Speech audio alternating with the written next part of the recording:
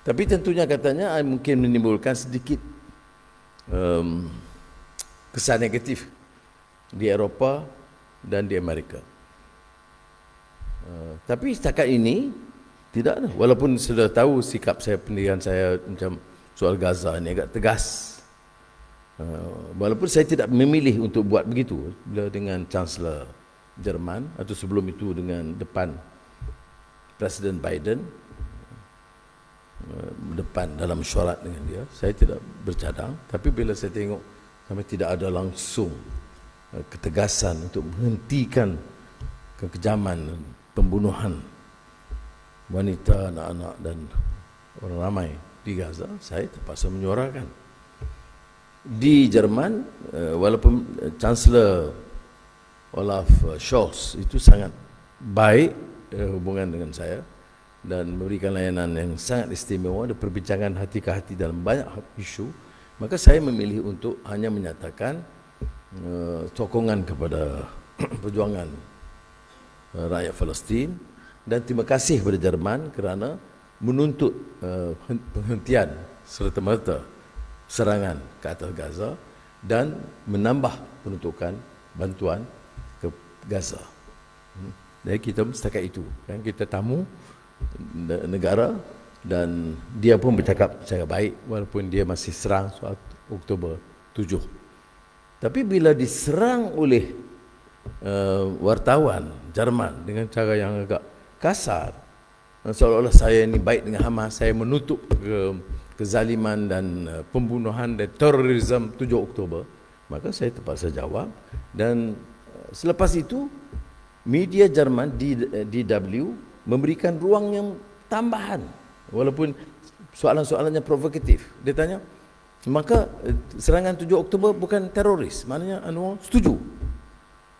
Saya kata, sejak bila perjuangan rakyatnya tertindas dan yang terjajah dianggap teroris?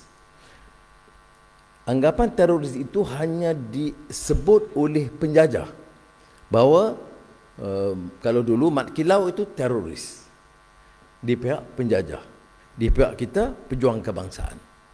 Di Indonesia, daripada pengarang Diponegoro sampailah pejuang-pejuang akhir, itu dianggap juga teroris. Tapi bagi kita pejuang kebangsaan atau pejuang kemerdekaan. Mandela di Afrika Selatan, sekarang dia katakan hero. Tapi jangan lupa, semasa dia di penjara, dia dianggap sebagai teroris. Jadi saya jawab begitu. Jadi begitu juga Gaza. Negara kamu dijajah, ibu dan kakak kamu dibunuh, anak-anak kecil terkorban. Kemudian kamu ungkit hanya tentang serang balas dia. Kau tanya saya pilihan, jangan serang. Israel pun jangan serang, Hamas pun jangan serang. Tetapi Israel telah lakukan selama 60 tahun sejak Nakba. Kalau saya lihat DW itu bagusnya rencana, kalau tengok interview itu, kami yang terus edah ni apa sebab awak adik tak dengar lagi. Sudah okay. Dia baik walaupun ofensif ya. Dia tanya, yeah, but Prime Minister, you seem to agree with the Hamas attack. You seem to be recognizing Hamas. Very provocative. Tapi bila saya jawab, dia kata, it began with Nakba in 1948, where 1 million Palestinians were vanished, chased out, and thousands killed. Kemudian dia stop, dia terangkan Nakba ini gini.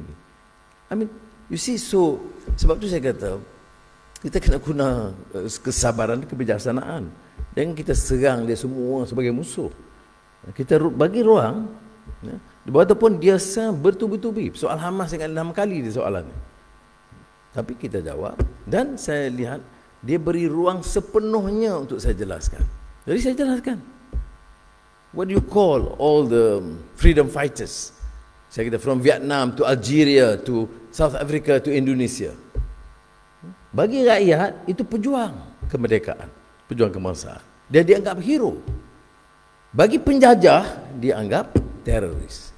Saya bagi pihak rakyat. Tadi kita jelaskan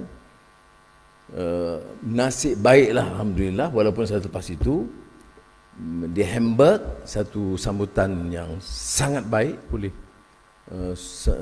ratusan syarikat-syarikat di Jerman, syarikat besar, dalam acara yang sangat-sangat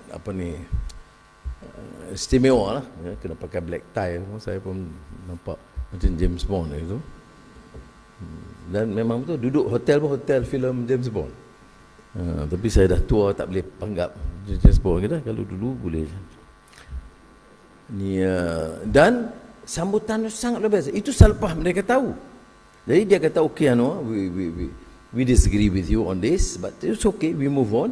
Dan dari segi pelaburan tak ada beri kesan yang negatif. Itu saya syukur, alhamdulillah. Saya bimbang juga, ya, because saya kena jaga juga.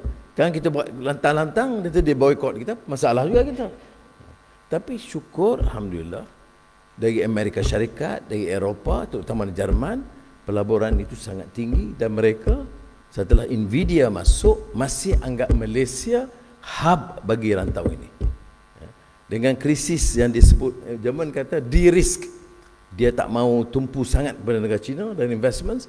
Dia oleh itu dia berdagang dengan China, tapi dia nak pilih satu negara lain yang agak bebas, yang boleh dimanfaatkan, dan mereka pilih Malaysia sebagai hub untuk pelaburan dan pertumbuhan.